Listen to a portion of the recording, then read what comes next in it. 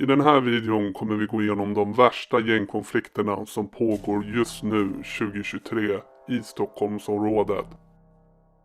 Vi kommer även ta upp vilka rappare enligt polisen tillhör eller har täta band, anknytningar till kriminella nätverk. Sen får ni som tittar bestämma i slutet av videon vilken konflikt ni vill att vi gör en video om först.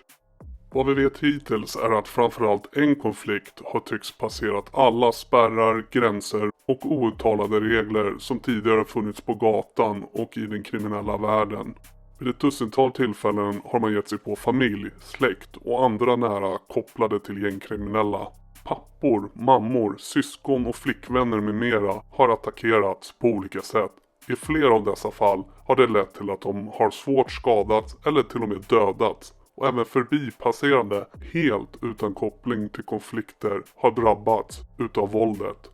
Under slutet av 2022 och nu i 2023 har Stockholmspolisen successivt fått ökade resurser och inlånad personal från andra delar av landet för att arbeta mot den konfliktdrivande gängmiljön som det kallas. Det resulterade i att i slutet av februari var över 300 personer i konfliktmiljön häktade, 14 av dem yngre än 18 år.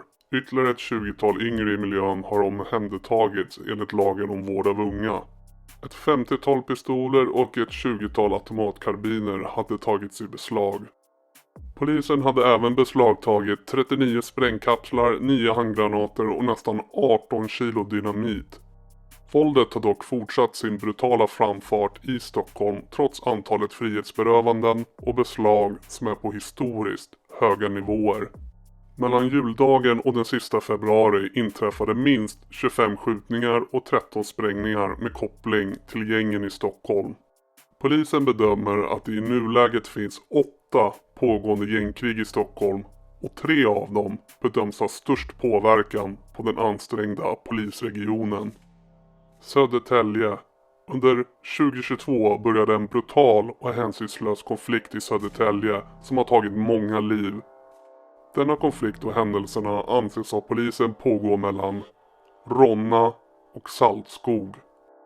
2 olika områden i Södertälje. Den 22 februari 2022 så tog konflikten fart när en 23-årig man sköts ihjäl med flera skott i en bil i Ronna i Södertälje. Sedan dess, på lite mer än ett år, har totalt 8 mord skett som kopplats till konflikten som var särskilt intensiv under hösten 2022. Efter att ha dragit igång en speciell insats tror polisen sig ha förhindrat minst 4 mord sedan dess och kopplar 6 mordförsök till konflikten sedan i höstas. Och konfliktläget är enligt dem fortsatt extremt allvarligt. Enligt uppgifter ska ett 20-tal personer kopplade till Södertäljekriget ha häktats och några av de frihetsberövade bedöms ha högt uppsatta roller inom de 2 olika falangerna. Minst en rappare kopplas och har anknytningar till ena sidan av konflikten. Den senaste händelse polisen verkar koppla till den konflikten är ett mord som skedde den 7 mars 2023. Polis och ambulans larmades till Sågstuvägen i Visättra i Huddinge kommun vid klockan 00.58 om skottlossning. På platsen anträffades en 30-årig allvarligt skadad man skjuten med flera skott. Han fördes till sjukhus, men hans liv kunde inte räddas. Enligt uppgifter ska 30-åringen hittats inne i en lägenhet, men det misstänks att han har skjutits någonstans utanför bostaden och sedan tagits in i hallen på bostaden. Dödsoffret ska enligt samma uppgifter kopplas till Södertäljenätverkets Ronna falang. Han ska även blivit skjuten minst en gång tidigare, då den 17 oktober 2020 när han kom in till Södertälje sjukhus med en skottskada i armen. Södertäljekonflikten är utan tvekan en av de allra värsta konflikterna med vad man tror hittills 8 dödsfall på lite mer än ett år. Tror ni polisen kommer lösa det här och lugna ner konflikten eller kommer det bara bli värre i framtiden? Skriv i kommentarerna. Huvudaktörerna i en av konflikterna bedöms vara ledaren för nätverket Foxtrot, 36-åriga kurdiska räven. Han är en stor drogimportör som sedan många år tillbaka inte befinner sig i Sverige då han bland annat är efterlyst för flera olika grova brott och misstänkta för fler. Och i hans nätverk ska det så kallade Bronätverket från Upplandsbro och nätverket Zero från Jordbro i södra Stockholm ingå. På motståndarsidan i konflikten finns 24-åriga greken, en utpekad huvudfigur inom Dalen-nätverket med start i Enskededalen i södra Stockholm. Även greken befinner sig inte i Sverige. Polisen kopplade i slutet av februari minst 5 mord, 15 mordförsök och 13 sprängdåd till konflikten. I flera av fallen har polisen frihetsberövat utförarna av dåden och ett 40-tal personer har häktats. Men polisen har inte lyckats komma åt dem som misstänks beställa uppdragen, det vill säga kurdiska räven och greken. Denna konflikt får anses vara väldigt unik i sin råhet, då majoriteten av skjutningarna och sprängdåden är riktade mot motståndarsidans familjer och närstående. Ett av exemplen är den 2 mars 2023 så sänder tv-programmet Efterlyst sin vanliga sändning för klockan 8 på kvällen. I ett inslag i programmet så efterlyser man 2 personer misstänkta för en skjutning med ett 20-tal skott mot ett hus, en villa i Storvreta i Uppsala som ska tillhöra anhöriga till kurdiska räven.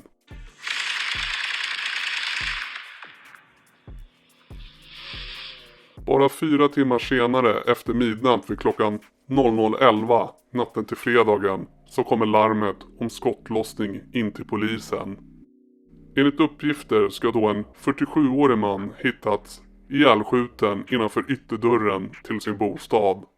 2 tonåringar som sägs vara 17 och 19 år gamla grips några dagar efter och häktas senare för inblandning i mordet.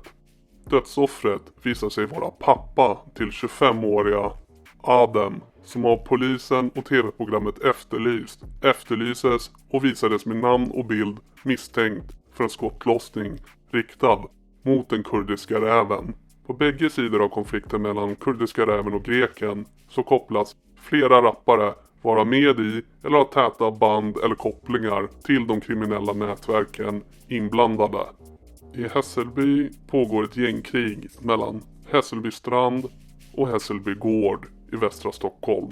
På båda sidor finns utpekade gängkriminella som tidigare bedöms ha ingått i ett och samma nätverk som kallades Lejonen, men de ska senare ha splittrats på grund av en intern konflikt. Utöver skjutningarna som resulterat i flera mord och mordförsök finns även ärenden om allmänfarlig ödeläggelse, bomber och grova narkotikabrott som kopplas till konflikten. Konflikten var pågående under större delen av 2022 men eskalerade efter den 11 juni 2022 då 2 maskerade mörkklädda skyttar försökte mörda 2 män vid tunnelbanestationen Hässelby strand.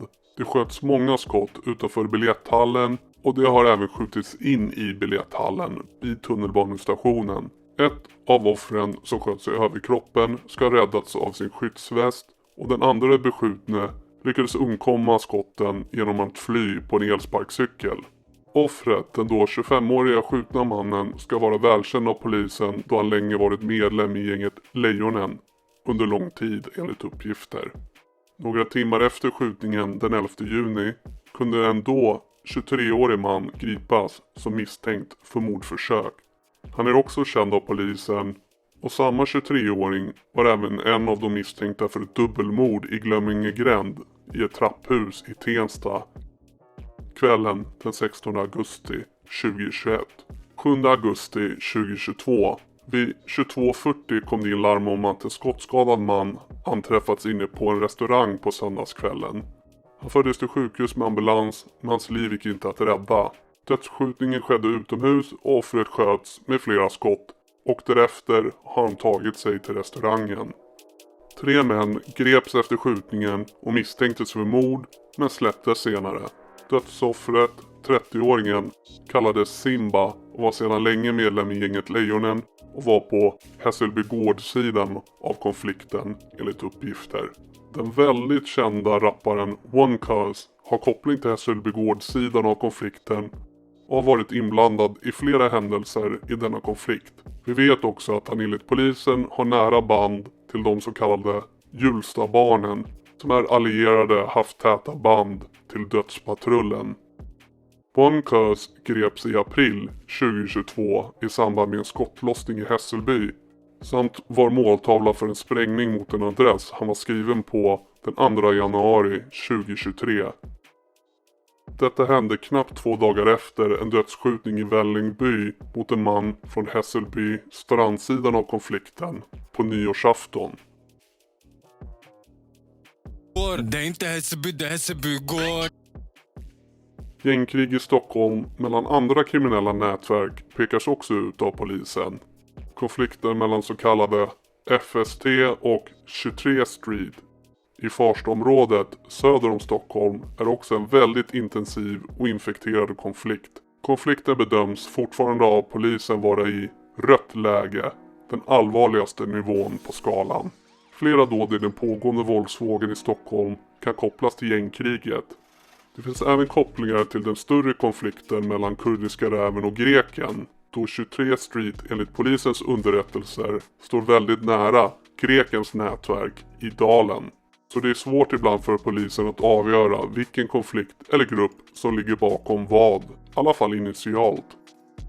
Den 14 juli 2022 vid klockan 15:20 på torsdagen larmades polisen till Farsta strand om skottlossning. Polisen hittade sedan en 21-årig man i ett skogsparti i närheten av en tunnelbanestation allvarligt skottskadad.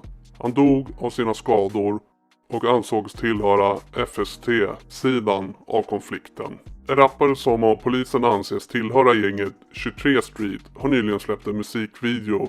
Rapparen och gänget hånade sina fiender när de bland annat poserar med ett skelett samt hänvisar till ett mord i Farsta strand. En man är död efter att ha blivit skjuten i Farsta strand i södra Stockholm. Man kan även se folk i musikvideon bära tröjor där det står Free, frige, släpp, sedan smeknamnen på flera olika gängmedlemmar. Polisen nämner också konflikter mellan Turebergsnätverket i Sollentuna och ett nätverkgäng från Upplands Väsby, då flera skjutningar under 2022 kopplas till konflikten. Polisen försöker även dämpa konfliktläget mellan nätverket och gänget NBA i Hagalund, Solna och Headshot-ligan HSL. Rapparen The Blockboy från Hagalund i Solna, som anses tillhöra NBA, verkar vara det senaste offret i konflikten, då han den 16 januari 2023 sköts med flera skott i Hagalund och skadades allvarligt, men överlevde. Det ska dessutom finnas en konflikt mellan gängkriminella Järfälla och Vällingby som ska ha identifierats, enligt samma rapport och uppgifter. Vi lyssnar alltid på er som tittar först, så vi vill nu veta alla dessa konflikter i Stockholm. Vilken vill ni att vi gör en video om först?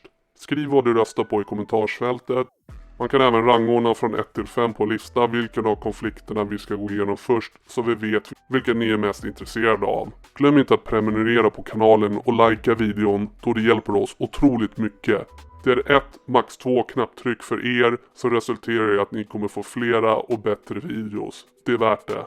Om ni vill ha 24/7 uppdateringar 365 dagar om året, följ oss på Instagram @CrimeSwedenInvestigators.